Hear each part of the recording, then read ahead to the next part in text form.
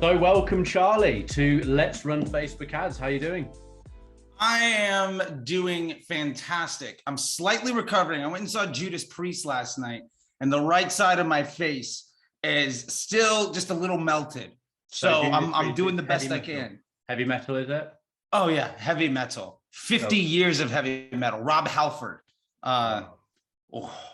It was a beautiful thing. It was at one point he came out on a Harley Davidson in leather daddy gear with a riding crop and saying about like it was amazing.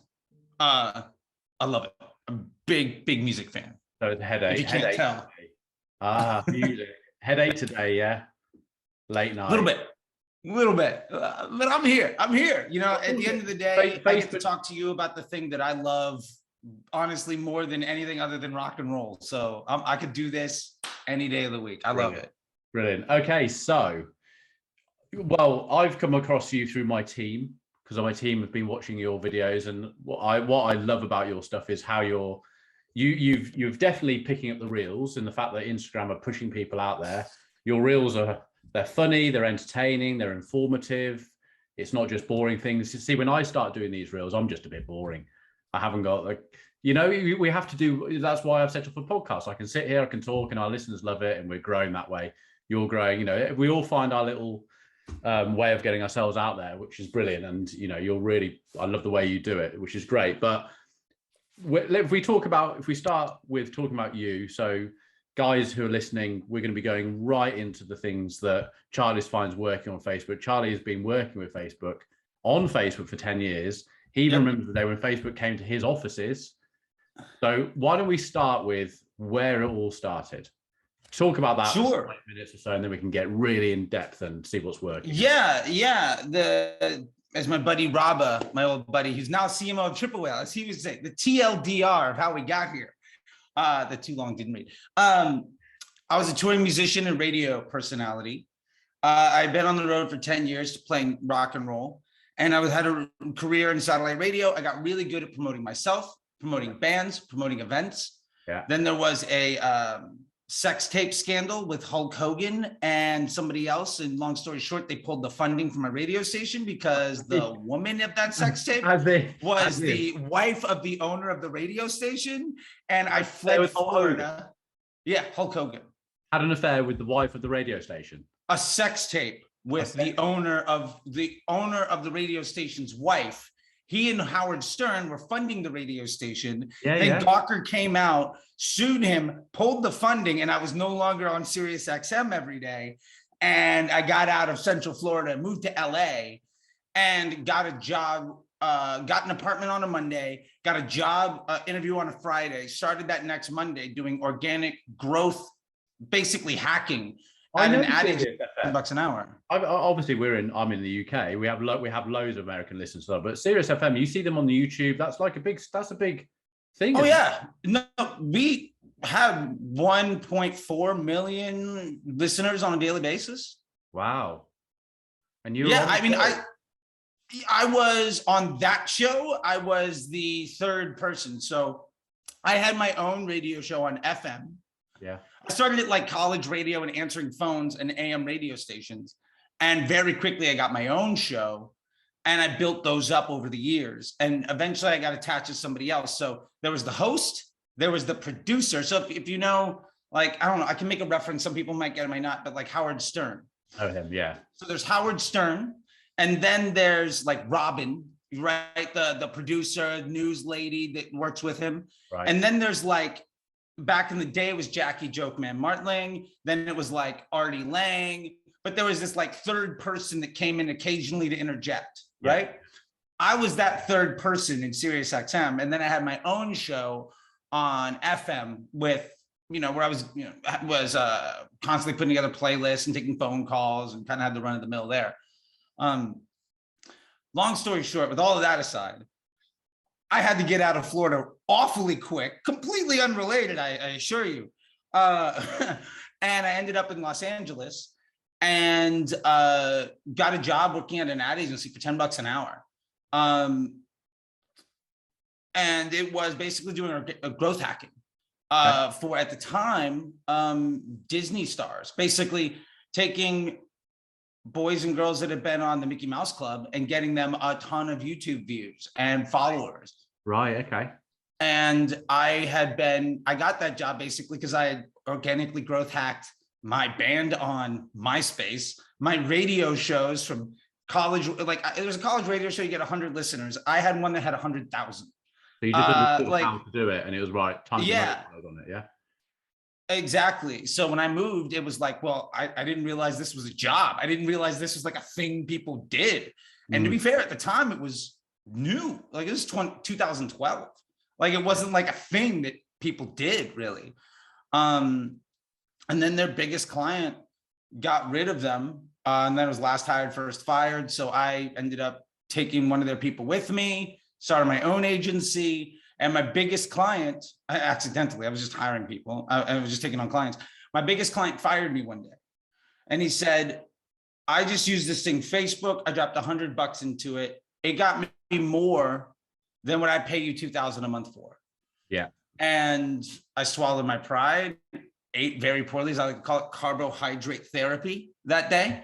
Yeah. And then dropped my credit card into Facebook the next day and started running ads. At the same time, also, there's this TV show in America called Mad Men. Yeah. And then after Mad Men, there was this show called The Pitch, which is a reality TV show where agencies would compete to be the AOR, the agency of record for big businesses. Well, anyway, the very last episode of that show, they canceled it after I was on the show. They were like, we can't do this ever again. This Charlie guy's on camera. Done. You were pulling the plug. 1-800-Flowers came. And basically they had this innovative idea. You have to spend $100,000, but you can't do print, radio, or television. It has to be all on social, which at the time was crazy. This is like new. This is new. And it's like, no one even knows what they're supposed to be doing. No, you post. Yeah, you can't do email. You can't do Google. None of that stuff. It has to all be Facebook. Right. And we won. So at one time, my client fired me for running because he was running ads. And then 1-800-Flowers basically loved my growth hacking and paid ad strategy for them, which was they have a $5 cookie. Yeah. And so for the $100,000, we basically said, we'll give 20,000 of those, roughly 20,000 of those away. I give you a cookie, you give one to somebody else. You get one and you get a voucher. Right. And then we just did this pay it forward just because gifting, where basically they got everybody's CRM list and we got a custom audience using Facebook ads for every single person that touched that cookie. Yeah. And then, I mean, that's 20,000 email addresses. They did exceptionally well off of that investment. And even still to this day, the email address and creating a list is still so important, which is what we're always talking to our clients about. It's just like, make that list, guys. Yeah. You know, because you own that information. That's one of the very few things. We're renting from Facebook and LinkedIn and everywhere else. We're just renting that. Yeah. I mean, honestly, like those other channels, Facebook, LinkedIn, social media, you are in an arrangement. Yeah. They have a business model, right? Their business model is eyeballs for profit, right? They are trying to retain attention as much as possible. Yeah. So when you make an ad, a lot of advertisers think of it as I'm going to put money in and I'm going to try to get money out. Yeah. Facebook sees it as we're going to offer you some of our organic inventory. We're going to charge you for it. Now, if you give the users a positive experience, we're going to give you a discount. And if that user has a bad experience, we're going to charge you extra. Love the way you've done that. That's a great analogy of it. And that's all it is. Facebook ads is paying for organic reach. And that's all that it is. After that, like everything else is completely like, we're going to disrupt someone at the right time that we think they want to see that piece of jewelry and buy it. Make it good and make that experience brilliant, even post-click on your website, how it performs. Oh, please, yeah. Make it all A star and we'll bring your costs down. Yeah, absolutely. And because then you are seen as a good partner. Yeah. Right? In any relationship, if your partner says, this is what I need from you.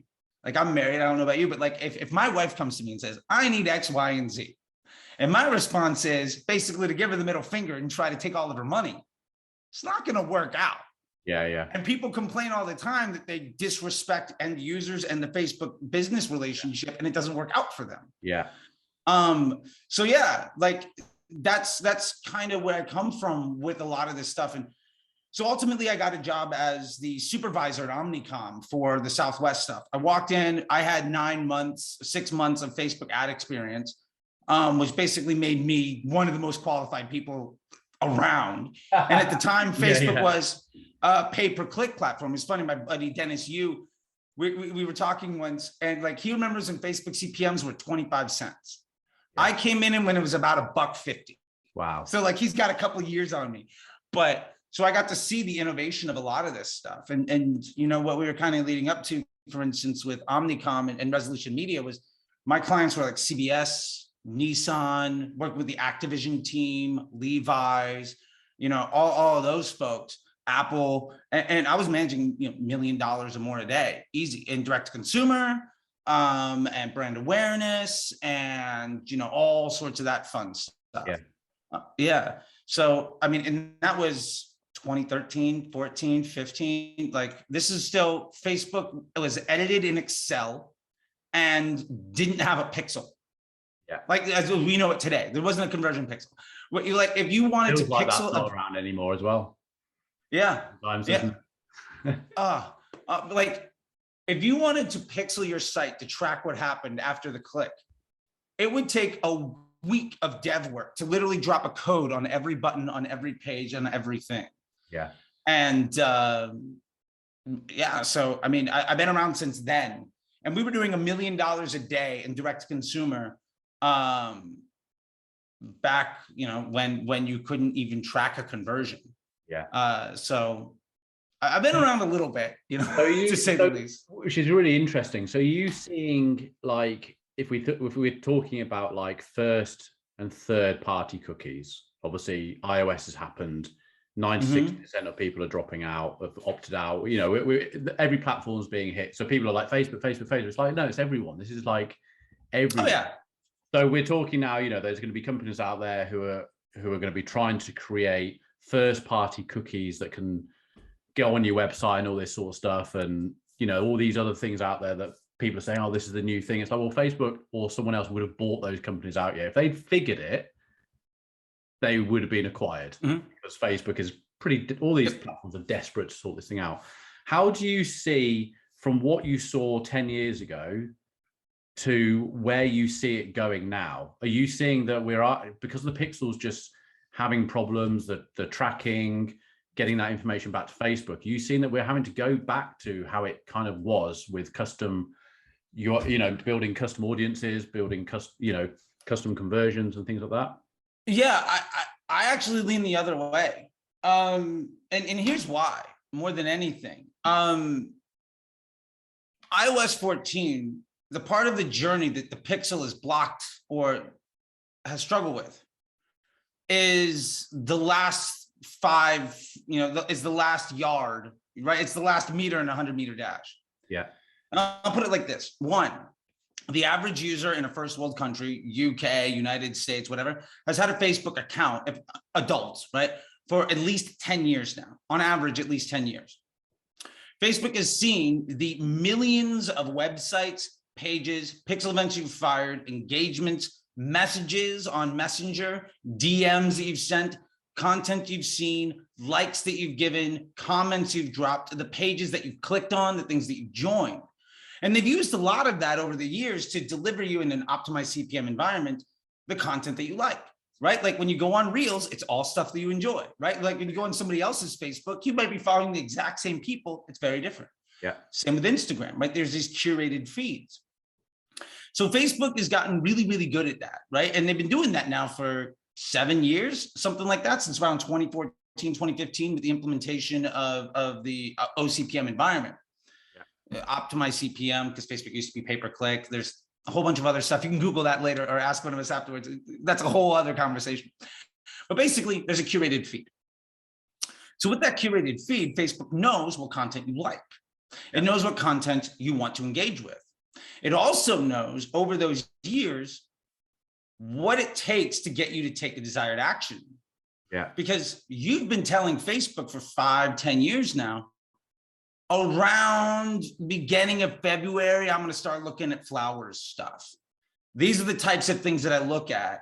This is the type of content. When I see this ad around this time, I tend to click on it and take this action. And it's known what seeds that concept and what primes and conditions you to take that action, because you've taught it for years and years and years, right? We know something happens around, I mean, again, Facebook is just a machine, it's just an algorithm, but it understands around late October, early November, people start to click on, what do you click on? What kind of content do you see? So Facebook is extraordinarily aware based on literally trillions of data points. Because remember, there's billions of users, millions of websites, how to condition people to take certain actions. So from where I'm standing, we've got a decade of experience on millions of actions taken, a data set of billions of users. The average person is on 3 to 4 platforms that Facebook owns a data stream on. You might have Messenger, you might have Facebook app, you might have Instagram, you might have WhatsApp, etc. Yeah. And you've also given it at least half a dozen or more cycles of testing on you to understand your flow as an individual. So that being said, the last part of that, one other point. Let's not pretend like Facebook doesn't see credit card data. Yeah. Doesn't see transaction data, because everybody's selling this information, right? And Facebook from the data houses. It's why an app's free. Yeah, and to be fair, back in the day, you used to be able to select these credit card company custom audiences in Facebook, and it was a premium. Facebook used to tell you how much extra every audience costs you. Like, this audience costs you 50 cents more. This audience costs you 30 cents more. They eventually got rid of it. But every interest group, every custom audience, every customization is extra. Guac is extra. You know what I'm saying? Like, it's an extra pound, right? Like, it's an extra euro, it's an extra buck. It's a little. So all of that being said, Facebook knows what you've done. Facebook knows what you like. It knows what content you are. It knows how to prime you for and condition you to take an action. It knows what actions you want. It knows what pages you're clicking on. For instance, like when I was running New Balance, but their ad account, not the brand. I was not CEO of New Balance. Let's not think about. Yeah.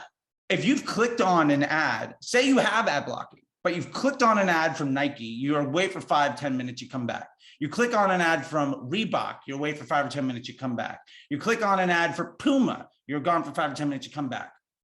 Odds are you want to see my New Balance ad. Also, I know that around this time, before, late spring every year, you end up making a transaction for some sort of trainers. And I know exactly which ones you've bought, the SKU, the credit card number, all of this stuff.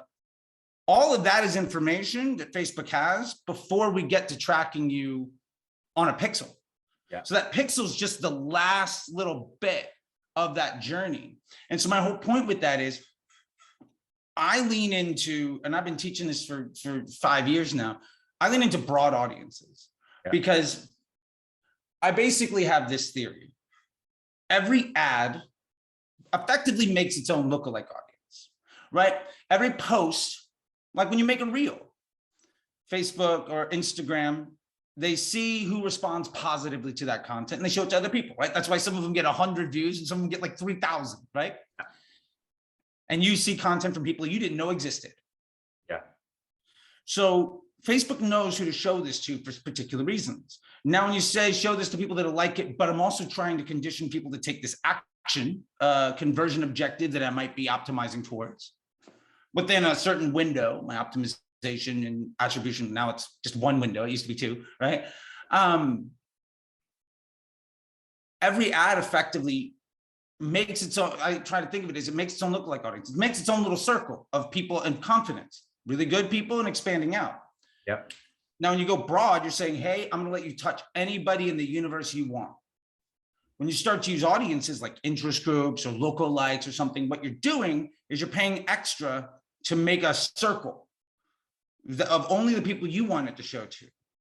Now, the problem is Facebook, the really good impressions are only going to be where those 2 circles overlap, where they make a Venn diagram. Right. Those are going to be the really good ones. The problem is that's very limited. And ultimately, when you tap out of that, Facebook then has to start showing impressions to other people that ads lookalike audience doesn't really overlap, but you said you have to serve this inventory and you've already burned through all the good people. So now I'm going to start giving people a bad experience. Yeah. So you're paying extra to force a bad experience on users within the platform, which inherently raises your cost of advertising. Now, maybe you get conversions for a good price, but your CPMs might creep up to the 30s, the 40s, the 50s, the 60s, because you're presenting yourself as a bad business partner to Facebook. And if you do that over and over and over again, you're going to get priced out of even being able to do business. Yeah. Because you might have found a cost-effective way of abusing the end user and disrespecting their relationship with the platform. But eventually you're going to be seen as too much of a liability because there's somebody else that's going to do it well. And at the end of the day, there's no shortage of advertisers. Nobody has a completely discrete product that is them, right? Every ad, every impression is basically retargeting impression anyway. So somebody else is going to sell more or less the exact same thing that you are, or provide more or less the same service you are. But if they have more respect for the end user, they're going to win that impression because it's a meritocracy of experience. Yeah. And I think that's the biggest gap. So for me, I'm broad all day. And I used to not be like that. But you would narrow or stack the, to get this. Oh, yeah. So when you say broad, how, describe to me a broad audience to you. Is broad just like, I want females age 30 plus US?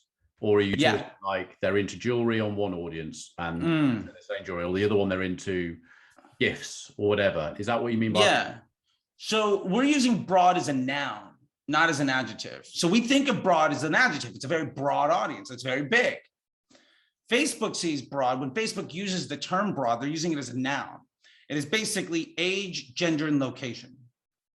Any additional piece you put on top of that costs extra. Now, again, back in the day, you used to literally be able to see, oh, my CPMs are going to be this. I'm going to tack on this thing. Now it went from $1.50 to $1.75, or went from, whatever, like you started to stack on.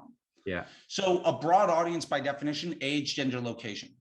Outside of that, you really start to pay a premium to effectively make it harder for an ad to see a good impression and make it more difficult for Facebook to deliver positive experiences and condition users to take an action. So basically you're paying extra to make it harder to be successful. Right.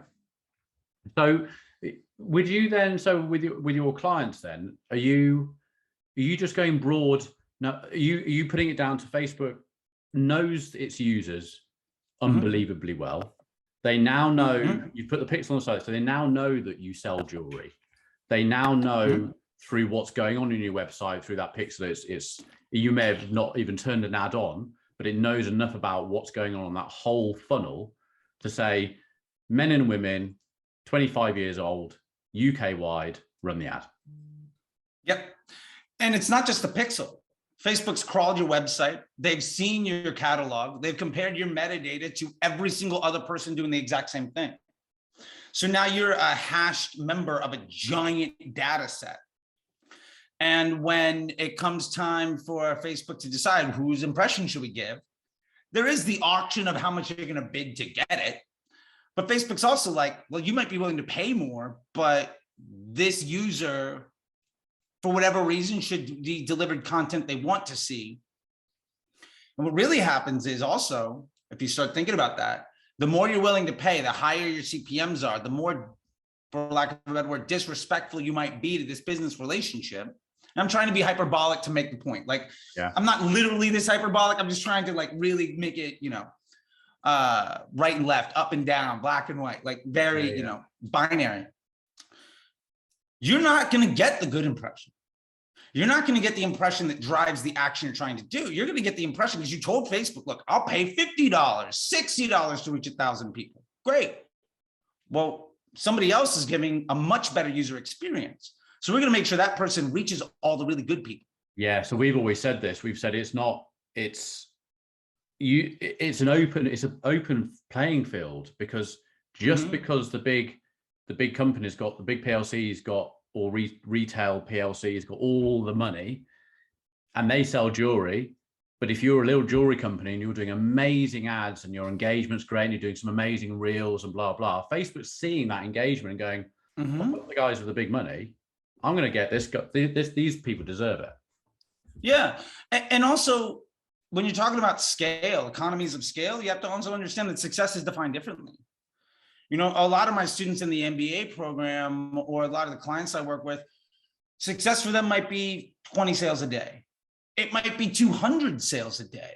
It might be 2,000. But the point is, if success for you is, say, 10 sales a day, how many impressions do you really need to deliver on a daily basis to reach that point of business success for yourself? Maybe it's 10 sales a day today. Next month is 12. The month after that is 15. Maybe the month after that is 20. Maybe you take a step back, whatever. By the end of the year, you're like 30, 40 a day. Phenomenal job. You've 3x'd your business, right? I mean, a 2% change on like a weekly basis is a 300% change in your business. Yeah. I always try to remember people, you don't need to move mountains. Steady growth is way easier to maintain. So if you have a bunch of people that are just doing good work, they're going to be able to steal all the really great impressions, all the really great inventory. And that's one of the advantages of direct consumer advertising over retail brands that are trying to port their strategies into social. Yeah. And while they are raising the cost of advertising for everyone, like when I would dump $1 million into an interest group to do market research for CBS, you're going to pay higher. But like, remember, those interest groups basically only exist because when Facebook was a pay-per-click platform, they wanted to make it comfortable and familiar for Google advertisers. But their developers stopped supporting that technology 7 years ago. So you're using 7-year-old tech. Imagine if you were still using your iPhone from 7 years ago. Yeah. And then you're like, oh, this is clearly going to be the thing that I'm going to revolutionize. You know, my kids are never going to have to work. I'm going to hire a whole bunch of people. Like, it's never going to work like that. That's an unrealistic expectation. Yeah. So going from that, then these broad audiences, this is what I'm really interested in, because obviously everyone's testing audiences. How do you've got a client, and then they've got, let's say they're not brand new, they've got data, they may have given you some lists of email addresses and stuff like that, so you can start really feeding up the ads manager or whatever. How do you go about testing audiences? Do you test audiences, or do you just, because we no? I mean, what's the I will say this, I do test audiences, but not in the way that people think. Broad is my environment.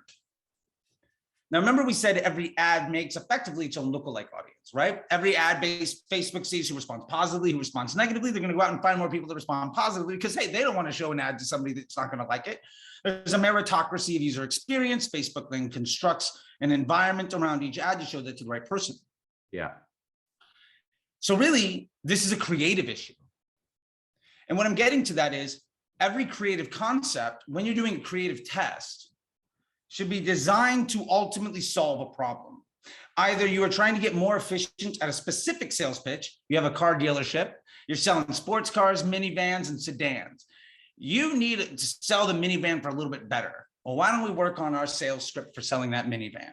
Now, when somebody comes in and asks for a sports car, you're not appealing to them, but you're going to get that minivan more and more efficient. Now, let's say you have only ads for minivans, and people keep coming to you wanting sports cars or sedans. Now, a lot of brands make the mistake of saying, well, I have a good ad, I'm just going to make 20 more like it and try to scale. Well, you saturated that audience. Those ads are basically the Venn diagram of the lookalike audiences of all of your winning ads is basically a circle. Yeah. It represents some infinitesimal piece of the overall environment. Yeah. If you want to start scaling, increasing spend, because remember, that's efficiency, that's lowering CPA, increasing customer quality and volume. Excellent thing to do, totally a valuable piece. If you want to instead scale spend, then you need to create content that specifically appeals to a different person. So again, in this environment, if every ad you have as a minivan, you're doing really good, you're scaling your business, and at some point you hit a threshold. If I want to buy a sports car, if I want one of those beautiful neon 11 Targas that are behind you, and you say, awesome, here's my Grand Caravan from Dodge. I'm like, but I want oh, great. I'm glad it seats 7 people. It's super safe. Like all you have as a sales pitch is selling me that minivan. You're losing me. So if you want to scale your audience to the 911 Targa people, that beautiful sports car, make an ad that appeals to that person. And now you have an ad that appeals to this audience, and an ad that appeals to this audience, and one that appeals to this one and to this one. And ultimately, you start to be able to appeal to different types of individuals. Yeah. And when you have ads that appeal to different types of people, you can start to also let those ads create a customer journey, because in broad, I'm also not doing retargeting, because in my opinion, every impression is retargeting. Because if it's the first ad you've seen from my brand, Facebook has decided, well, based on your previous behavior, you want to see this. Remember, like you went to Nike, you went to Reebok, you went to Puma. Well, my New Balance ad might be cold traffic, but you've also spent 20, 30 minutes on all of my competitors today. So I'm retargeting you. And advanced matching, which is part of the Power Five, would be in the disruptive group to help put that together. That's what that does. So you can really start basically retargeting end users' traffic from other websites and other content.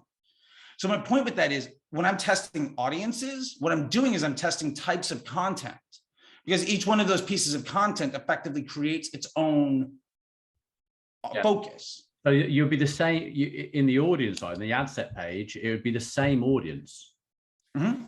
Yeah, so massively broad US audience.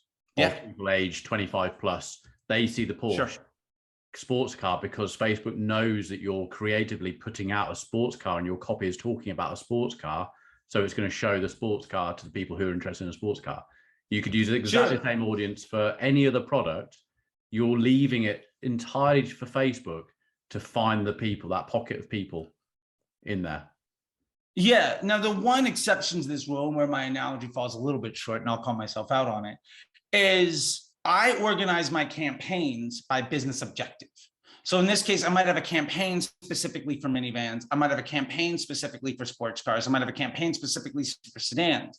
I would also make a custom conversion event so that Facebook knows I'm not optimizing towards a purchase. I'm optimizing towards a sale of a minivan. Because ultimately, what we're trying to do is lower our CPA. There's a lot of wonderful metrics that make people sound really smart, like MER and ROAS and all of this other stuff that doesn't matter. It's out of context vanity metrics as far as I'm concerned. Yeah, we agree. And I'll say that for really quick. The only equation that matters in direct consumer advertising is CPA plus COGS, cost per acquisition plus cost of goods, that number divided by LTV. What is the margin on user experience? Every transaction you drive is either pushing somebody further towards that LTV or starting a new journey. Revenue is volume of, is basically total volume of opportunity. How many people do you get in the opportunity of going to that LTV? That's the entire business. Everything else is a distraction. Everyone's focusing on the acquisition. Put £10 in, get £50 out. And it's like, how much returning business are you getting to your company? What lifetime value? How many times does 30% of the people, if you're only using Facebook to drive acquisition and you're not doing anything else, but your business is still growing because those people are coming back all the time and 30% are buying again on your average order value of $55, then you can't go off the ROAS of the beginning ad, of the first ad, can you? You have to go off the return on investment. And at the end of the day too, you can't control ROAS. No. I might come to the store and drop $50. Now you got deep pockets, you're buying for 20 people, you spend 1,000. Your ROAS might be 20 on that transaction, mine might be 3. Does it really mean that your advertiser can take any action on that data? No. There's no way to control for that. So if you can't take action on it, then the data is effectively useless. I'm only interested in actionable data that allows me to take high confidence binary decisions. Everything else is a report card till I can show home to my parents. I got a sticker and they're like, fantastic, great. It doesn't mean anything though. Yeah.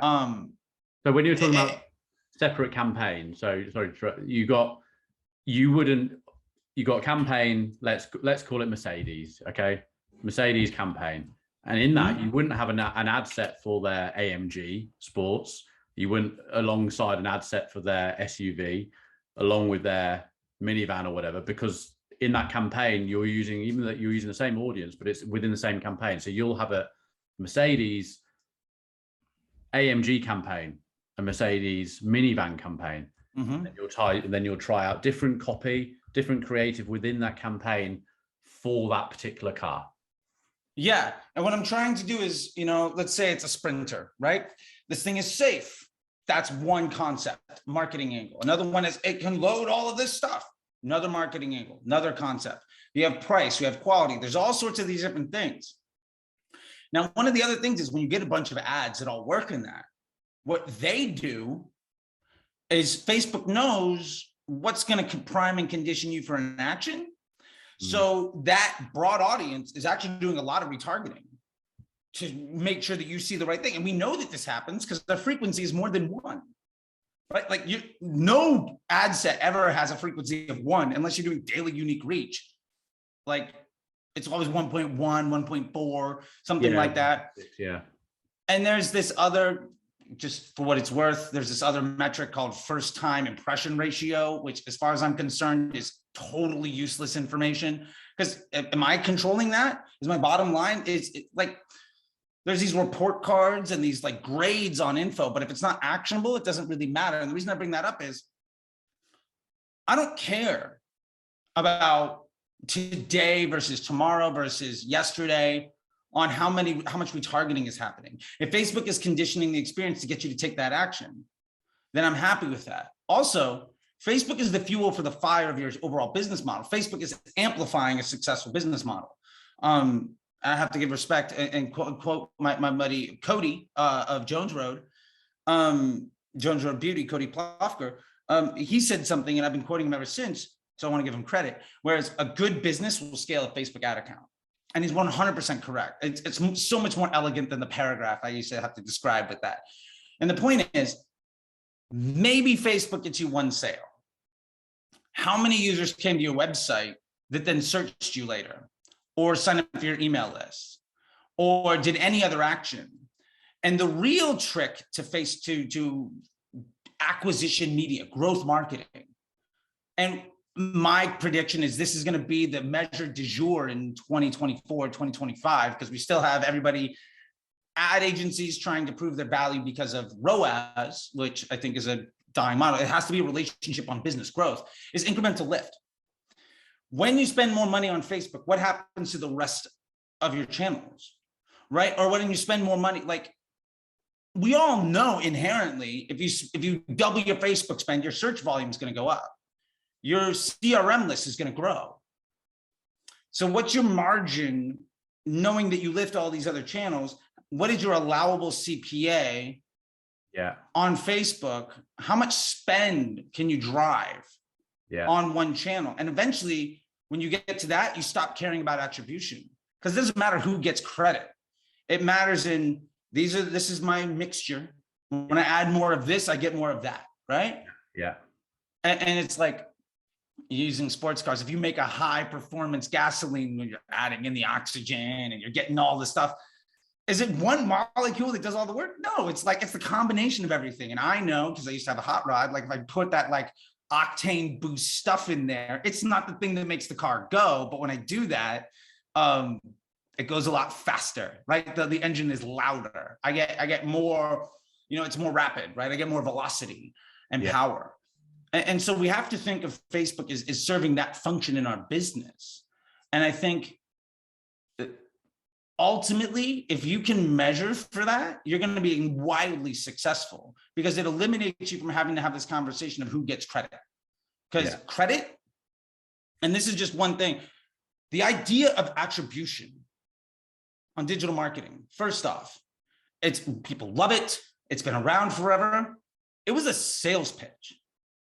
Attribution started because digital marketing companies wanted to prove that they deserved spend, that they did something. So, programmatic advertising in the late 90s, early 2000s, salespeople came up with this idea, and the technology had to prove its efficacy of showing attribution. We get credit for this thing.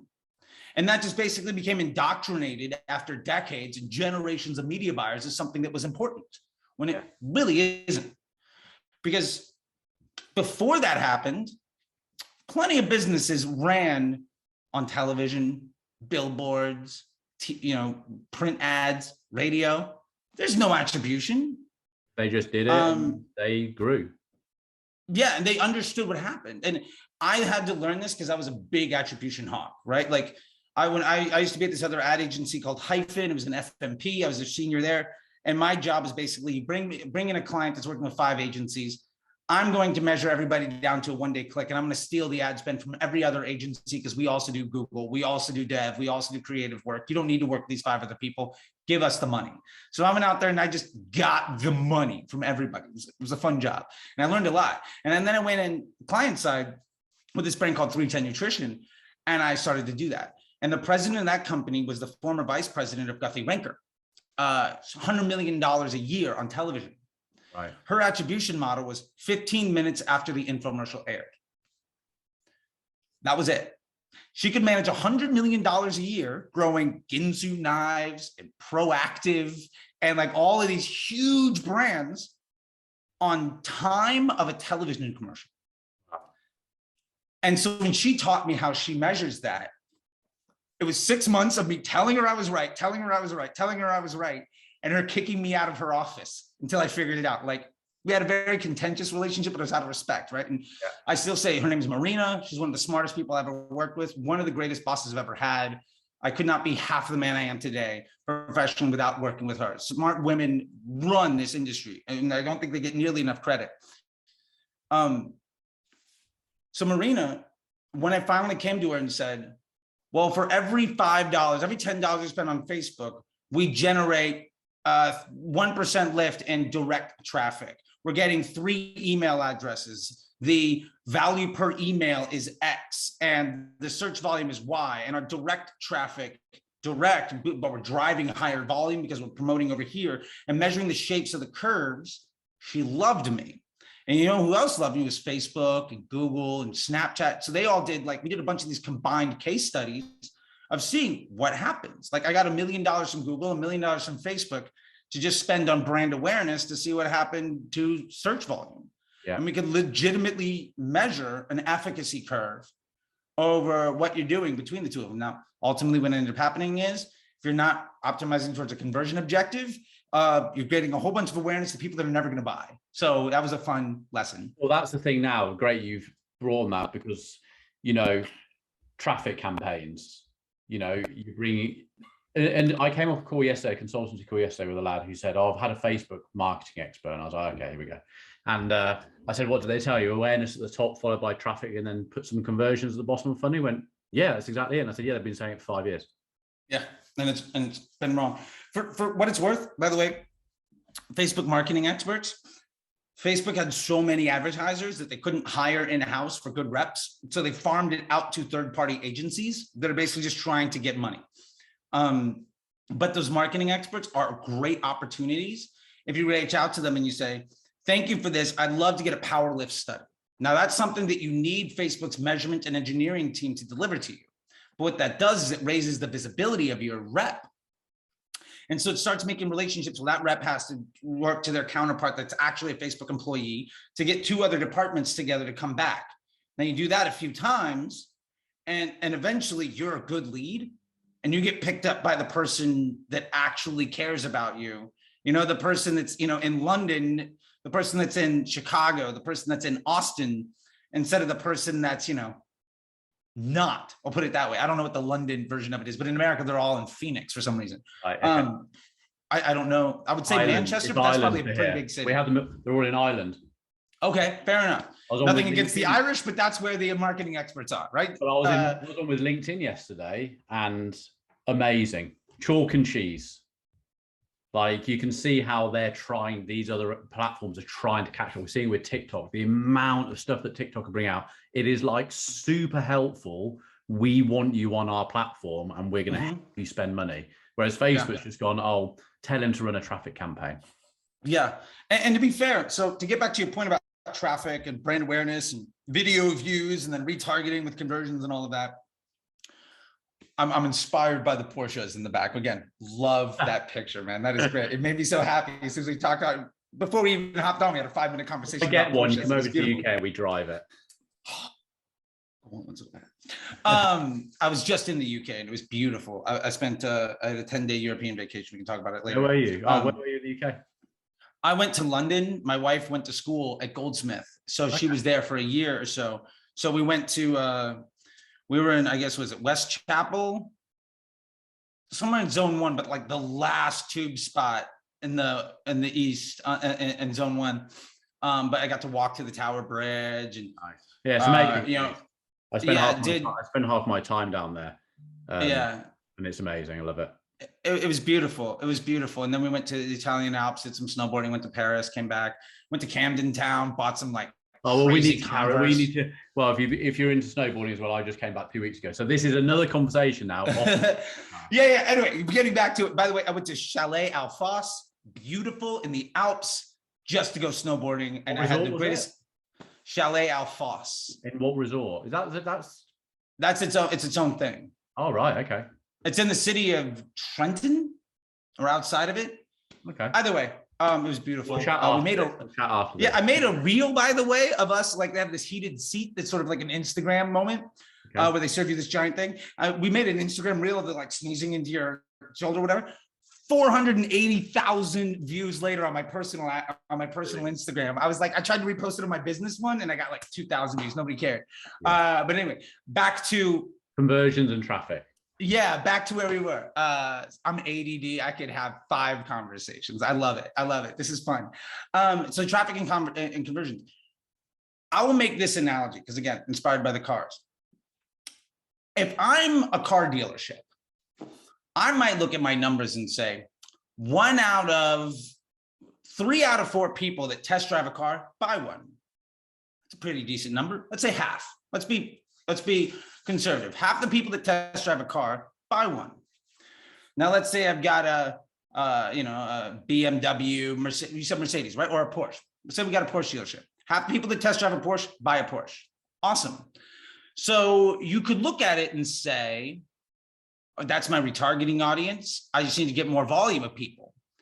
So I just need to get more test drives. Totally makes sense. We're on the logic train is making sense. So how do you get more test drives? Well, the easiest way of doing a test drive is put that Porsche next to like a college campus and a homeless shelter and tell everybody they get a free meal if they take a test drive. You're going to get 10,000 test drives and sell nothing. Yeah. That's basically the same thing that you're doing when you're running a traffic or video view campaign, because these people have no signal to Facebook that they're interested in actually taking an action. So you're heavily polluting your data set with people that basically don't care. Yeah. And that can cripple the bottom line to a business. A conversion campaign is specifically designed to have that journey of condition and prime to take an action. Yeah. So every impression in that journey is trying to get people along the way to take that action. And to be fair, you can retarget people that are doing stuff to other people, and you might prime somebody to buy from your competitor. That's going to happen. But if you're running traffic and video view, maybe that's effective. And here's the other side. Maybe that end ROAS, which I see screenshots of the retargeting ad set at like a crazy ROAS. Again, ROAS is a nonsense number. But you're not taking into account the investment to get that retargeting audience to go. So if it costs you 2,000 pounds to build an audience that you can spend $300 a day on, or $100 a day, like the unit economics, you're still losing money. Yeah. But somebody on Twitter or Instagram, or somebody on stage at some summit gets to point to a giant number on the screen and say, like, this is working for us. But it's an out of context number. This is the hardest thing about that funnel, isn't it? Because logic would say, if you're going to do a top, a moff, and a boff, let's get loads of people, video views at the top or traffic at the top. It's all going to come in, and then we're going to create some great. We're going to create an audience of website visitors, and then we're going to retarget the website visitors that have just been brought in from traffic, which are students buying a Porsche. It's not going to happen, and then you retarget them on people. I think where my students, and probably yours as well, finding it hard then is, okay, well, if I'm using conversion at the top, it's going to take so much longer or so much more money to build those audiences as you go through. Do you see what I mean? So it'd be harder to breed. You're not going to get 1 million clicks a day for 10 quid on traffic. You might get 25 clicks for £10 instead of 250 clicks for £10. So it's going to take longer to build that audience. But this is where so do you agree with that? This is where the creative comes more in, because those clicks are so much more important. Oh yeah. It's the same thing for like lead gen. Like, I can get you leads I see people all the time. I can lower your cost per lead. Great, you give me 5-cent leads. My call center can't handle calling 4,000 people that don't give a damn. I don't even have the capacity of handling that volume of terrible traffic. Yeah. My point, what I try to tell people and teach folks is, we're not in the business, or you shouldn't be in the business of trying to be profitable on day one. No business. If you went to a bank and said, I'm going to open a shop and here's my business model, and in 45 days, I'm going to be printing money, they're going to laugh you out of the business. Yeah. Because that is a completely unrealistic thing. What we should be focusing on, and I always tell people, like, when you're starting a brand, think of it like this. You have one product. Your product is your brand. Most business owners don't think of the exit strategy for their business when they're starting to make first and second steps. So if you're trying on every single day to make money, what that ultimately means is, over time, you're going to be making far less. Because if I can work on consistently improving the volume and quality of my customer, it's not a question of if I can make things work. It's a question of how long until my business is so strong and successful that I can not have to do it anymore. And some people want to run a business to work at it every day. But if you're starting a business to give yourself a day job, great, I get it. Maybe this isn't the conversation for you. If you're starting a business to create jobs and ultimately wealth for yourself and independence, then there should be an idea of, are you going to do this every single day for the rest of your life?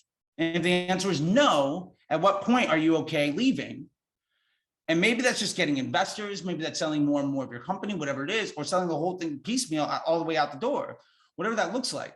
But if you start with conversions right away, every single person in your CRM list, every single person in your entire ecosystem is going to be focused towards helping you generate more and more value. Yeah. And I'll make this one more analogy. Like, if you're growth hacking, one of the most common things people do is they just go to a page and just follow everybody. Awesome. You're going to get some followers. Maybe you get 2, 3, 5,000 followers. Great. When you get to 10,000 followers, because you're actually running business, half of that data set is completely useless. And we start to monetize that, you're losing 50 cents on every dollar to pay for the waste, because you built an asset where a large percentage of it was completely useless, but you have to still support that legacy. Yeah. And so I always look at it as an investment banker. How much of my portfolio do I want to be dead weight? Yeah. The answer should probably be as close to zero as possible. Absolutely. It's the same with, so we also do LinkedIn and well, you know, we dabble in all of them, but LinkedIn, B2B, you know, getting your link clicks between $5 and $10 is good. So if it's costing you 60, let's say it's costing you £10 or $10 to get a click to your site, you're really paying attention to how you're going to treat that person when they hit it. And I think Facebook needs to be the same, but I think we've gone through such a period of time where it was easy, wasn't it? You know, you could put something out there and you got orders from it, and fucking hell, you know, if you're looking at ROAS, people go, I've got 5 ROAS on doing that. Those sort of days are gone. You really need, marketing 101 is now more prevalent across these platforms than it ever has. You really have to think about what you're putting in front of people, testing, copying, creative, seeing what resonates, seeing what engages with people, making sure that's tying it with an audience and all this sort of stuff.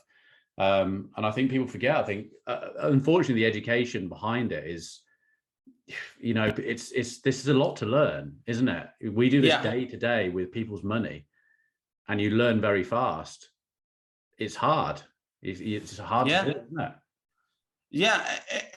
And one of the reasons, I've developed a reputation over the last few years. I got kicked out of everybody's Facebook group in 2016, 2017, like the ad leaks of the world and all of these folks, because I would offer actionable advice. And honestly, when I see people post ideas that I think, I understand, I was where you were, I thought this too.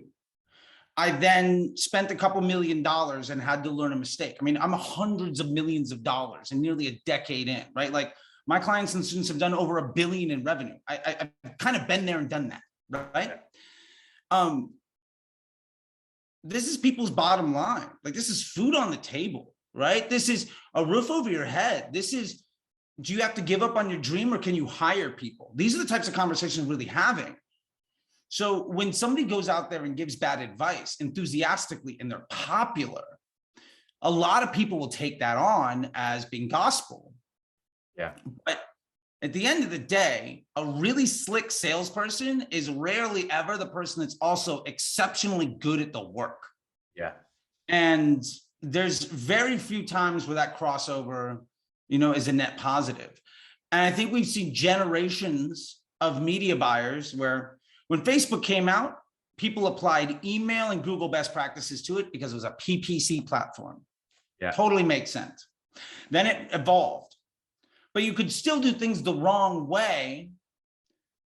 One, because the inventory was so cheap, we're underpriced attention. Gary Vee talks about it all the time. Absolutely true. But there's something else at play. Or two other things. One, the saturation of opportunity was, now there might be 10,000 people selling the exact same thing you are. Yeah. In 2017, 2018, there might have been 500. Yeah. We're also facing a much bigger issue in that 2013 to 2020, 2010 to 2020, we basically had more or less almost 9 or 10 years of just booming economy. Yeah. And when you have a booming economy, that means everybody has more disposable income.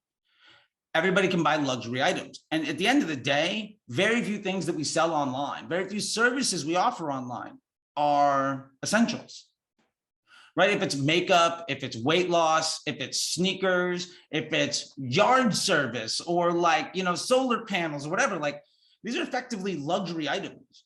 And when you get down to somebody looking at their stock portfolio and they took another 5% hit for 3 months, 6 months in a row, and maybe the price of gas is going up, or, you know, they've done all this other stuff, you're really starting to make the question, like, do I need bread?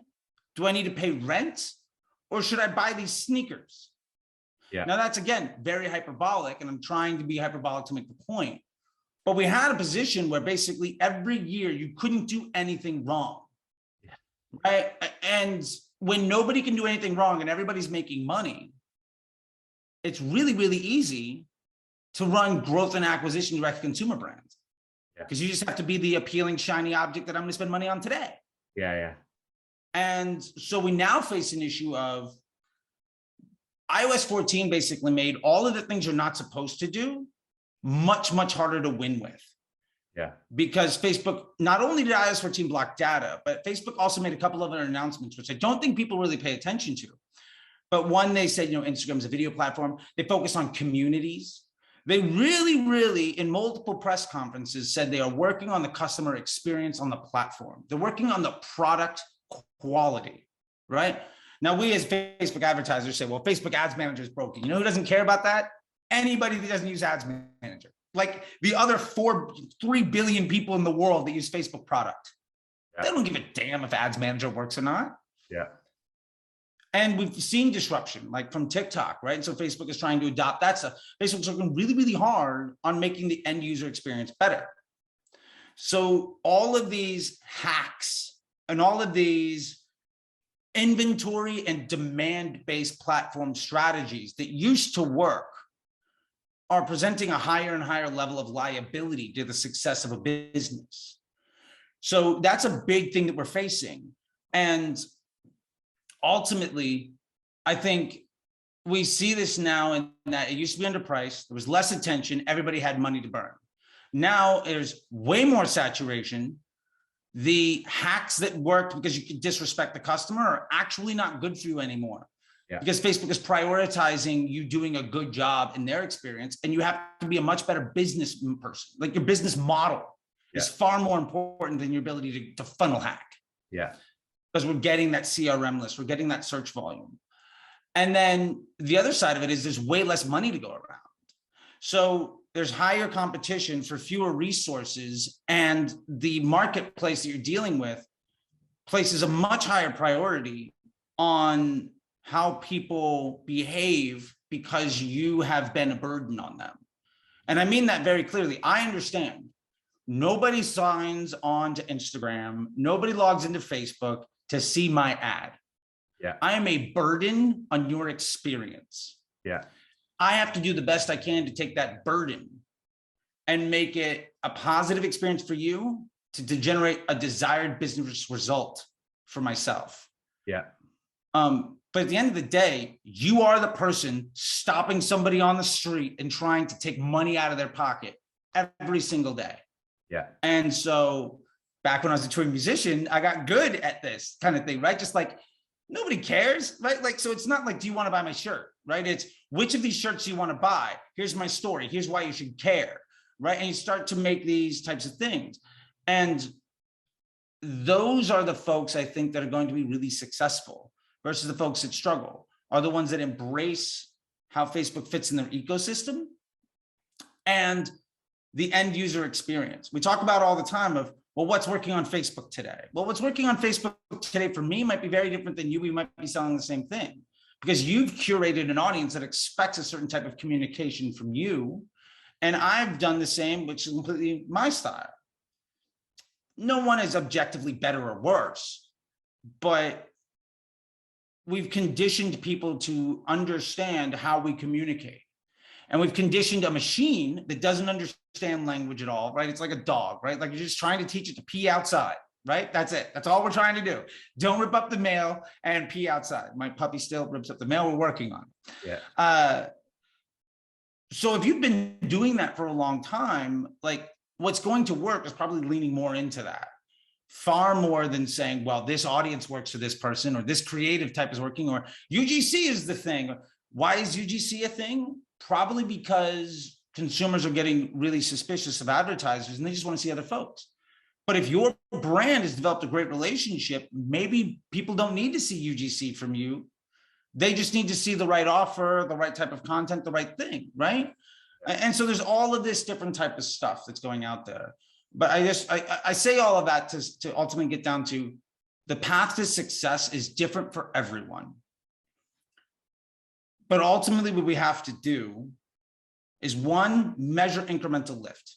I use a doc I call the ecosystem ROAS doc. I'm basically seeing spend, I'm seeing investment, return, and volume by channel.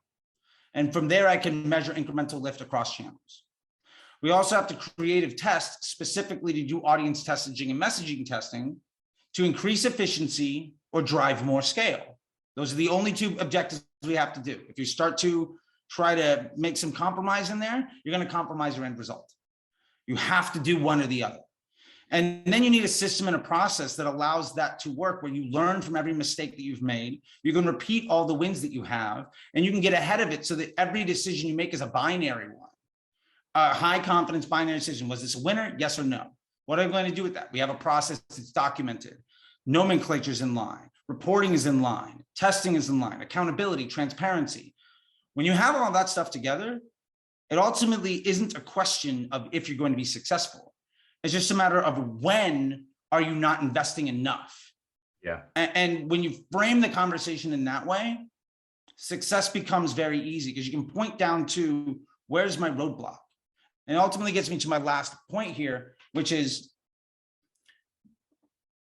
what I really try to stress more than anything is figure out something that works, get as much volume to something, right? And then you see where in your customer journey is something broken.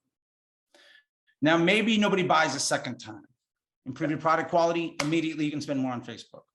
Maybe your checkout experience is tough. You get 1,000 people to your store page, say 600 go to the product page, 300 add to cart, 50 buy. Okay, well, what happens when we make that 50 a 75? If we make it that 50 a 75 because we improve that experience, we can increase our Facebook ad spend by 50%. You're going from 2,000 a day to 3,000 a day overnight, and probably more, because that's assuming a complete loss on all the investment. If you get one or two extra transactions for that extra $1,000, like now you're in business. Yeah.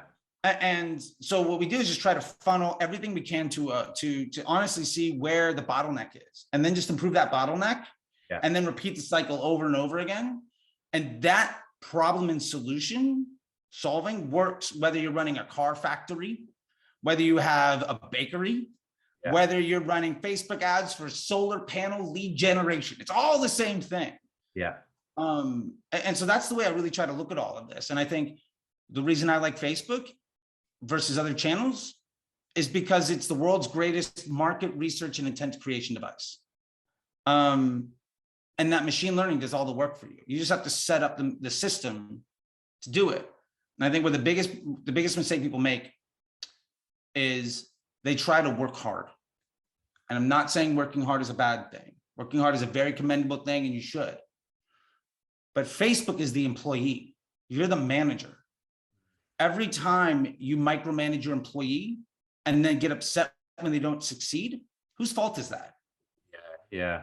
You know, every time you start a campaign or an ad set, you invest into it. Oh, it didn't work this month. I'm going to kill it. You're going to hire a new employee, right? Every ad set is I think of it as every campaign is a manager. Every ad set is like a salesperson. Every ad is a pitch. How many managers are you hiring a year? How many salespeople are you firing because they had a bad week?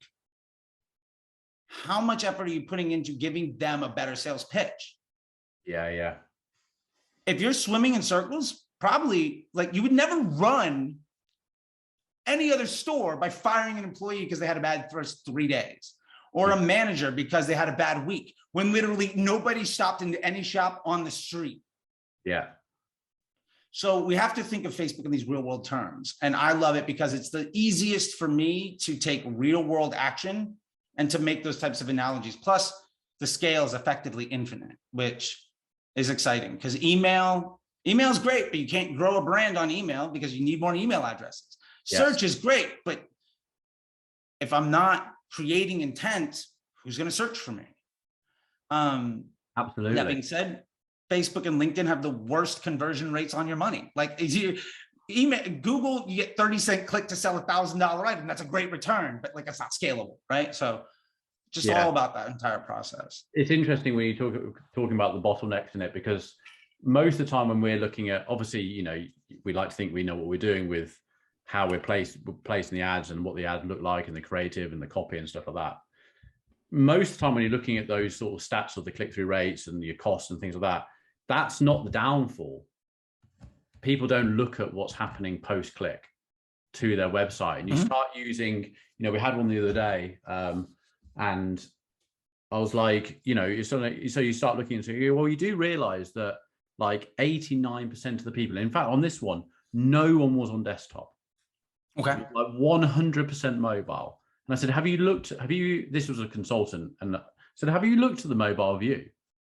No, you haven't been on the you've not been on your client's mobile and seen if this works. No. Yeah. Okay, well, it's falling down because I've been on it for 10 minutes now and I still can't figure out how I go to checkout. Oh man, I'm just laughing because. And it's just so true.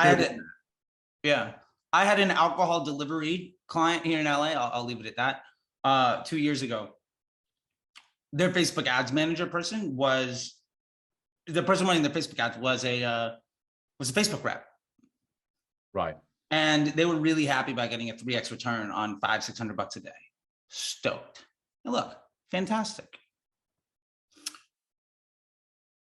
I went to their site to try to do a test because they were coming to me for consulting. Like, hey, we're trying to, you know, expand and make this better. We can't seem to get past $600 a day. I couldn't buy on my phone. I legitimately, when I hit add to cart, the pop-up for the add to cart button came above the buy button. Yeah. Functionally, I couldn't do it. Yeah. Long story short, within like 100 days or so, 100 days to 4 months, in that 3 to 4 month period, when I came on board, instead of looking at ROAS, we looked at, well, let's make a $22 margin on each individual transaction that we're running, increase the volume. And let's work at a CPA model. And within 4 months, 3 to 4 months, instead of getting a 3x return on $600, they were making $22 per transaction at $3,000 a day and had to go out and look for funding. Yeah. And they had inventory and funding issues instead of scale issues. And we brought them nationwide. Yeah. And it was because you're just looking at the business differently. But yeah, I was I literally like I had my wife film me on my phone, and so because a screen record is one thing, but literally like it was her birthday, right? And I was like, okay, I'm gonna order her some drinks, right? I couldn't figure it out. I handed it to her buddy. He couldn't figure it out. He handed it to somebody else. He couldn't figure it out. We're all sitting in this room. People that have used phones for a long, long time couldn't make a buy. Yeah. And I sent that back to the rep, and I was like, what's going on? And he's like, oh, well, Facebook's just optimizing towards desktop traffic. And I was like, well, there's a reason. And I just think so many people forget to think that there's a real person at the end of that dollar. You know, these are real people. How do they behave? You know, and it is most of the time we sit there looking at these things, landing pages, you know, Google, you can see the scroll time, and then the percentage of the scroll, and then you're saying, okay, well, our form or our button for the pop-up is at the bottom of the form, and only 11% of the people have gone to the bottom of the form. So we just need to put the form and the button at the top and the middle. We had one the other day, and this guy is, you know, a marketing director, and he's like, yeah, I sort of had to sort of write an email back saying, I think yes, you're at the top of the form, but I think it's quite a long form. And if that person goes down 50%, 25%, they have to go back up to the top because they now want to make an action. So I said, why not on every block, just have a nice, simple call to action. I don't like it. I think it looks scruffy. Okay. You're paying us to make you money. Mm-hmm. And that's going to be a bottleneck. It's worth the test, right? It's got to be. Like, give it 10% of traffic. See the conversion rate that occurs afterwards. Yeah. I see so many people where that button's at the bottom, and they're like, well, I want to make sure they read the whole advertorial. My question to them is, what if that's their third click? Yeah. They've already seen it. Now you're forcing somebody to scroll, wait for the page to load, scroll, wait for the page to load, scroll, wait for the page to load. Oh, look, it's a green light. I lost the sale. Yeah, yeah. Or, oh, my boss came back into the room. I'm in a meeting. I have to put my phone down.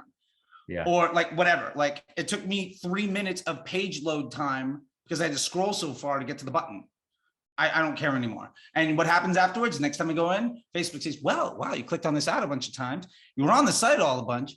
For whatever reason, you didn't like that. Let me show you a different option. And it's your competitor where the button's right at the top. What happened? You spent a whole bunch of money to make the guy next to you rich. Yeah, yeah. Yeah, it's interesting. Yeah, we spend a lot of time just, you know, and we've got some at the moment where it is a head scratch, and you're watching it come in and you're going, well, what can we do to this process to make these results better? How can we split test this? And then, you know, you just split test one thing, not everything, because then you don't know what's worked. Oh, yes, absolutely. And it's just, yeah, it's all these things. But yeah, I mean, well, this has been a great podcast. There's still so much I want to talk about, but it's like, oh yeah, look, we can do this every week. I can still have an hour and a half of everything to talk about. This is fun. I literally could do this till I'm blue in the face. Let's just do it. That's what I love. Monthly guest, and we can just talk about a different topic. Okay. I love it. You can pull your audience too. Let's see what we want to talk about today. Let's solve some problems. Let's make some people some money. Let's make some jobs. Let's get some independence. Because we haven't even talked happy faces on people. We've talked about attribution. We haven't talked about tracking. We haven't talked about the fact that you might see something in Ads Manager, but Shopify or Google Analytics isn't saying the same thing. Reading that data, things like that. Maybe let's do another one, because I think there's still so much more, and it's been brilliant. Sure. Yeah, and I can tease it with this. Spend is a meritocracy. Let's come back and explain that later. Yeah, brilliant. Okay, Charlie, it's been absolutely excellent having you on here. I've literally... Thank you so much. I haven't talked anyone in my business, like James, who sometimes is my fellow co-founder who comes onto this podcast. He's like, and when we do talks, he's actually said in front of an audience, he's like, oh, I can speak now, can I?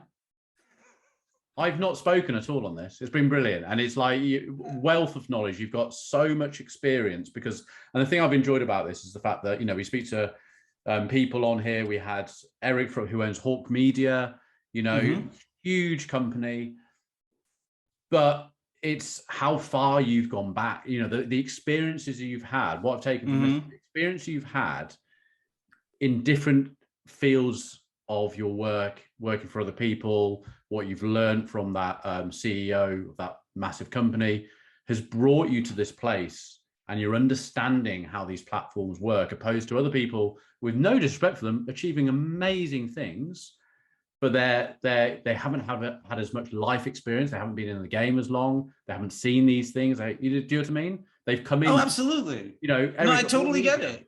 Erica Horton Media, a huge success. You know, I said to him, "Oh, do you know Gary Vee?" It's like, "No, Gary Vee. I was at the Super Bowl with him last night." It's like, no way. This is mad. He's been in the game 7 years, 6 years. It's created a company valued at $175 million. Yeah. Amazing.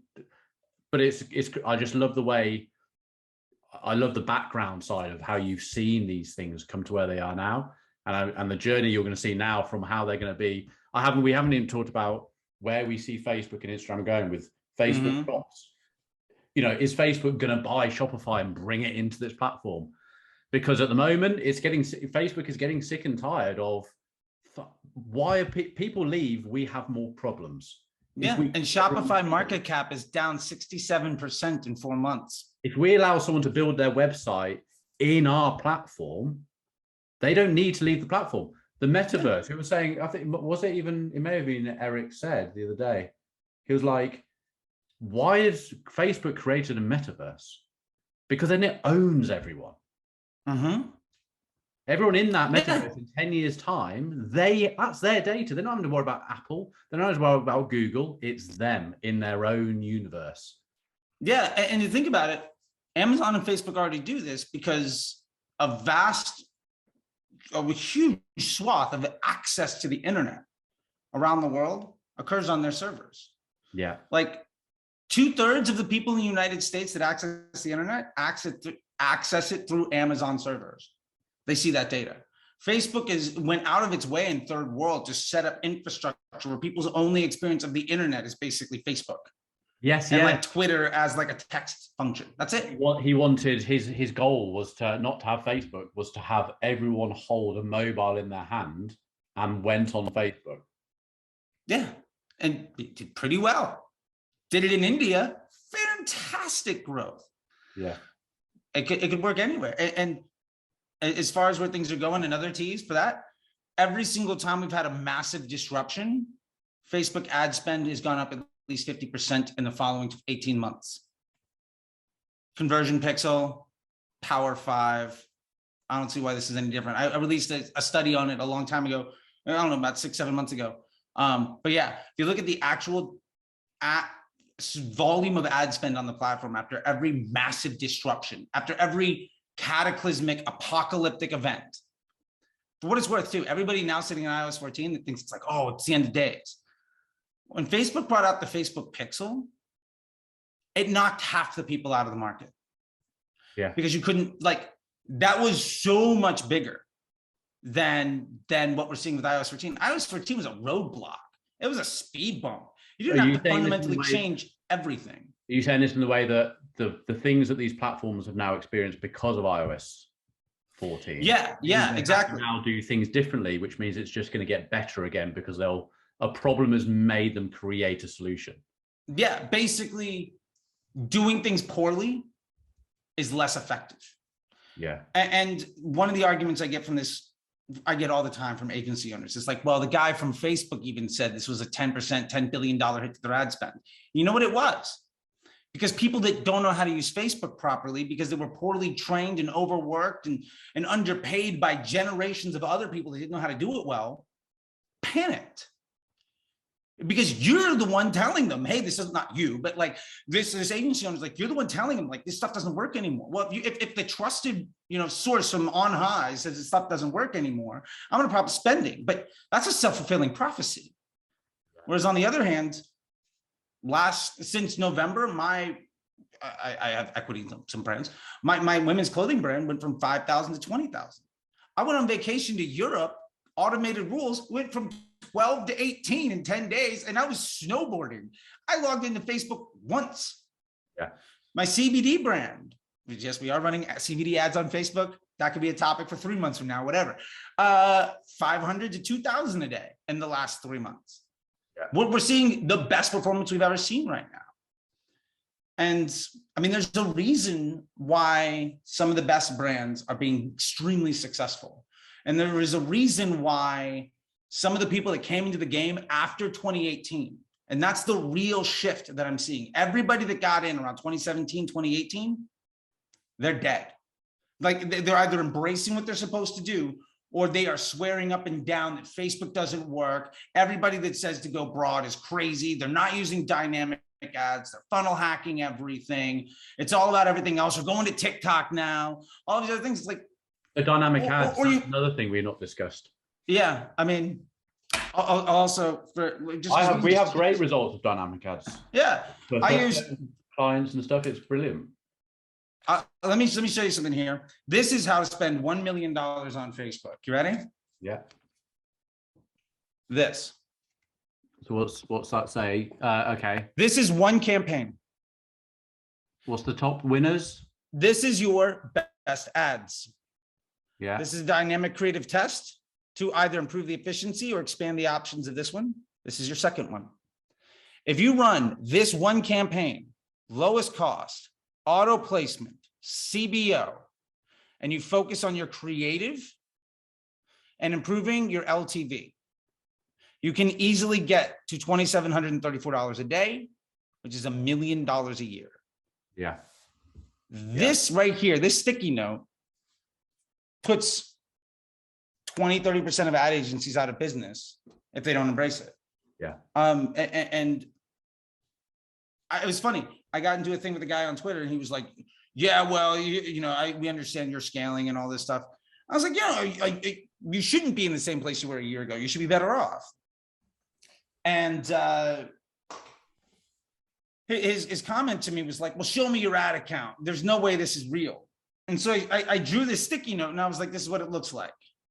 And he said, "Well, that's not your ad account. A screenshot of a picture of a sticky note is. Show me a screenshot." And I was like, "Okay." So I took a screenshot of a $20,000 a day campaign, and it was just this basically, but instead of being on a sticky note, it was like control ads, test. And that was it. And then I didn't hear anything from him for 3 days. Still haven't heard anything from him. I eventually deleted the screenshot because it's privacy information. I didn't want to share too much, but like, I don't know. Yeah, we could talk about a whole bunch of other things. There's test and scale campaigns. I think that strategy is wildly wrong. You don't need multiple campaigns. I think people promote too many products. You can easily get to millions of dollars a year on one product. Why try to solve 3 problems when you can do one thing really well? Like there's a million things. I would love to talk with you more about this stuff. Yeah, no, it's good. Let's make make it regular. I love it. I think. I mean, dynamic creative. I mean, we're going on dynamic creative. We find works amazing for local stuff because my sort of theory is, if you've got a local area and the client's only got a certain amount of money. We're not talking, a lot of the time, I think on these sort of things, and people I talk to, and especially on YouTube and stuff, everyone's got massive budgets. Not everyone has got massive budgets. That's a tiny percentage of the businesses out there that every agency is trying to get all these massive ones because they got 10-20% of their ad spend. When we're talking about all the people who are big enough, they might even be a small company that's owned by an owner, and they have a marketing exec or a marketing manager there. They need an agency to help them with their work. They can only afford to pay you this as a retainer, blah, blah, blah, blah, blah. Sure. That's how an agency has 500 clients and is able to be acquired by another agency. Yeah, because the other agency is buying these clients because they've got other services they can sell to these clients, like PPC. A PPC company would love to buy a Facebook marketing company that's got 1,000 clients because they can suddenly do PPC for those 1,000 clients. They've just doubled their revenue. Yeah. So that's where I think, I like to talk about on these things in the future, and I like to talk to my audience about, because people haven't got massive bucks. They are coming with $5,000, $3,000 a month, $5,000, $10,000, $15,000, $20,000. You can still make it work, but it's how do you use it in dynamic creative? I find with a lower spend, because you're not having to create multiple ad sets using different copy and creative, you can put it into a dynamic, and Facebook, believe it or not, that amazing computer can go, these ones are working better. I'm going to show it that one. Yeah. I'd even argue I do that for the people. I teach that to my students in the MBA program that have $100 a day budget. I also do it in ad accounts where I have a $20,000 a day budget. Yeah. Because at the end of the day, our job is to just improve the quality of choices Facebook makes on our behalf. Yeah. So why not validate elements put together very simple dynamic creatives. I personally have a thing I call the 3-2-2, 3 creatives, 2 headlines, 2 primary text. Now every decision is binary. Was this thing good or bad? If it's bad, kill it. If it was good, but one thing got a lot of spend but didn't do well, get rid of that one thing. Extract a post ID, put it in the winners, move on to the next one. Cycle that test every week, 2 weeks, 3 weeks. And if your test is doing well, you can just spend more money on that CBO. Who cares if it's going to a DCT, if it's not? And then you've got a month's worth of creative testing in line. Like I have a sticky note here. I love sticky notes. This sticky note is the next 45 days of business. This is my entire business model plan for $20,000 a day to get to 30. It's on a sticky note. And I will legitimately spend 3 to 5 hours a week max on this ad account. And we'll probably go up 50% in the next 45 days. Because I'm just not worried about all the other stuff. The other things that don't matter just don't matter. And I think people have to be okay with the fact that like you don't, just because you're sitting at a desk doesn't mean you have to work 8 hours a day. Yeah. And if you get really good, you could do 5 times as many clients. Yeah. And to be fair, I had to do this because at some point I was managing 5 or 6 clients on 3 or 4 different platforms. I had at max 12 minutes a day per any project. Yeah. I can't sit there for 45 minutes and like try to do work. It's impossible. You have to plan weeks in advance. Yeah. But yeah, I think we've said it 5 times. Maybe this time we'll stick to it. Let's just do this again. There's a million things. I really appreciate it, man. It's super fun to chat with people that legitimately enjoy this. And I can see just like this emanates, like our conversation has just been, I mean, clearly I've had a lot of that's, fun. you know, it feels like you have too. Yeah, we're a Facebook agency. We dabble in it. We know we do stuff in the other platforms, but essentially we're a Facebook agency. And it's like, do I bring on guests onto the program that my listeners are going to go, oh, I'm going to listen to him, and I might lose that a listener. It's not about that. It's about giving value to my audience or anyone else who wants to listen to it. I hear things from you. I hear things from Eric. I hear things from all these different professionals in our marketplace, because we've all got different things to do things, and it allows my audience to go, I'm going to try that because that's how I think it would work with my business. And it's great just to talk this stuff, isn't it? Yeah, I love it. We all learn. And yeah, learning from people is what it's all about. At the end of the day, you should be fairly confident in your decisions. But if somebody comes and solves it with a better mousetrap, you have the choice of learning from them or, you know, falling behind. Exactly. Every day I get to talk to people and I get to solve their problems and I get to see other issues. So my sword is sharp on a consistent basis. But every time I get to talk to somebody like you, you're asking me different questions, or we're talking about something, or you're dropping knowledge on me, that improves the quality of conversation I get to have with everybody else. So, I mean, I'm probably a better marketer for the last 90 minutes that we spent. And that's going to be a gift that I carry with me to my students, to my clients, to my businesses. Like, how is that money and time not well spent? Like, I mean, there's no money. I didn't pay anything for this. You didn't, whatever. Money was probably the wrong thing. But like, time spent resources. I have that with reading. You know, I can read an entire book or listen to an audio thing. All I'm looking for is one little piece of information that I can go, I'll try. Like you've said stuff today. It's like, I'm going to try going broader with a couple of clients. That might work. It might not work. Some of the time, you know, all our clients are different. Some things work for one client, some things work for, but using all this knowledge to try and better yourself, better your clients, better your knowledge on our area. That's what it's down to, because we've got to keep on moving forward. Yeah, and we've got to be up with all these changes that are happening. You know, we've done some real ads for a client in Utah, and he was just like, "Hey, let's try some real ads of you in store. They sell trainers," and it's like blah blah. And then we went on there, and it's just like they've had loads of sales from a reel, and the reel wasn't even processed. They had one reel which was talking about the trainers. The other one was like, hey, I'm going out for a run. It was like a motivational video. The motivational video sold the trainers. Sure. I love that. I remember I worked at a 9-figure business. I was their director of growth. We spent 50 grand on advertising, on creating assets. The receptionist shot a thing on her phone. The thing the receptionist shot 2 years later is still running. That one post ID probably has $5-10 million in ad spend. Yeah. I did a deal with the Kardashian family for creative, $100,000 deal, lost 50 cents on the dollar. The cleaning lady chatting with the creative leader. Somebody happened to shoot a little thing. She was like, oh, I love this thing, blah, blah, blah. Great woman, had been with the company for years and years. That conversation was a 45-second video ad. Destroyed Kris Jenner in her bathroom saying, I take this and I lose weight. Destroyed it. It's crazy. It's so annoying because everybody wants that Harmon Brothers, like squatty potty, you know, rainbow poop ad. And the honest truth is, those guys do a ton of work. You know, 3 of their ads. Doesn't mean they're bad. They're exceptionally good. But that's not the reason why that business is successful. Yeah. Yeah. Brilliant. Anyway, this is lovely. Let's check in again a couple of weeks. I think we do this. I think it's a regular once a month.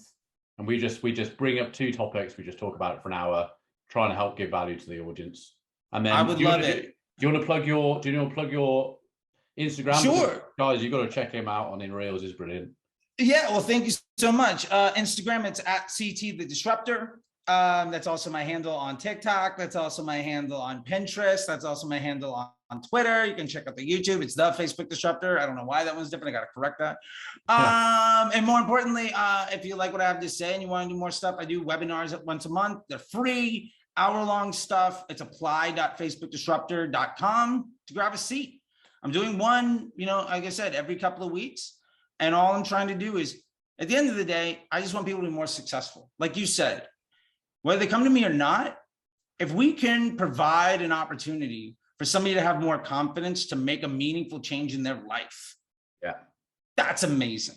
I put my head down on the pillow in a pretty good place most nights. Last night, my ear was ringing. It was tough. Man, but like, I get that thing, right? That juice for me isn't the $100,000, $1 million day on Shopify anymore. I've done that, been there, fun, great. Now it's the, oh, I had the light bulb go off. This now works for me. The people saying that, like, you know, I went from trying to maybe start a second thing to I literally can't get clients to say no, right? Like that life-changing thing. Like that's just what it's all about. It's a beautiful thing. Perfect. Okay, mate. Well, listen, have a good day. I will. I'm going to go to the gym now and love it. Let's catch up in a month and talk about dynamic ads and some of the, I said, sounds great. Yeah. And then we'll talk about dynamic ads and some other cool stuff that's going on. Oh man, I'm excited. Yeah. Let's make it happen. I again, super appreciative. Thank you so much. Yeah. And love those Porsches behind you, man. Well, we'll carry on doing this and then we'll get some. All right. I love it. All right, mate. You take care. I'll see you later. See you in a bit. You too. Bye.